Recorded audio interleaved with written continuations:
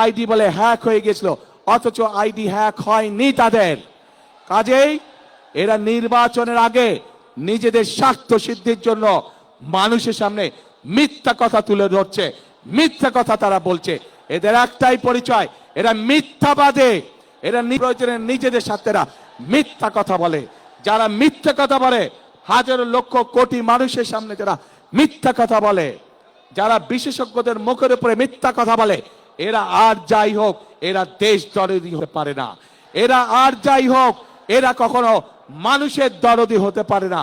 এরা আর যাই হোক এরা কখনো জনদরদি হতে পারে না।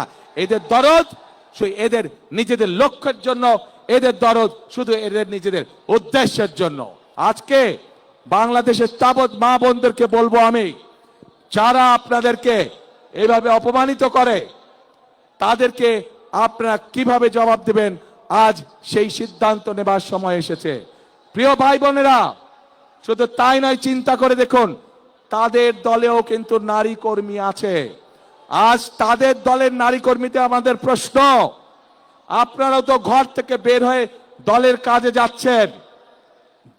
ঘর থেকে বের হয়ে যে নারী কাজে যায় তাকে আপনাদের নেতা কিসের সাথে তুলনা করেছে চিন্তা করে দেখুন। তাহলে আমাদের প্রশ্ন, ওই দলের যারা নারী সদস্য আছে তাহলে তাদের প্রকৃতি পরিচয় কি? তাদের নেতার বক্তব্য অনুযায়ী তাহলে তাদের প্রকৃতি পরিচয় কি?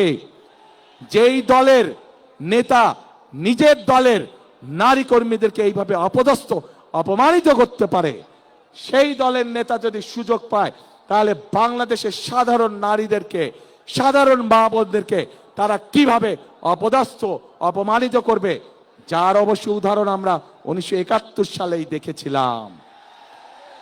এই দেশের লক্ষ লক্ষ মা বোনদেরকে অসম্মানিত করেছিল এই দলটির পূর্বসূরি নেতৃবৃন্দ।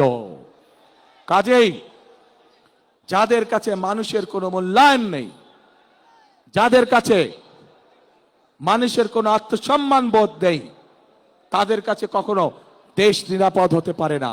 তাদের কাছে কখনো দেশের মানুষ নিরাপদ হতে পারে না, নারী পুরুষ নির্বিশেষে।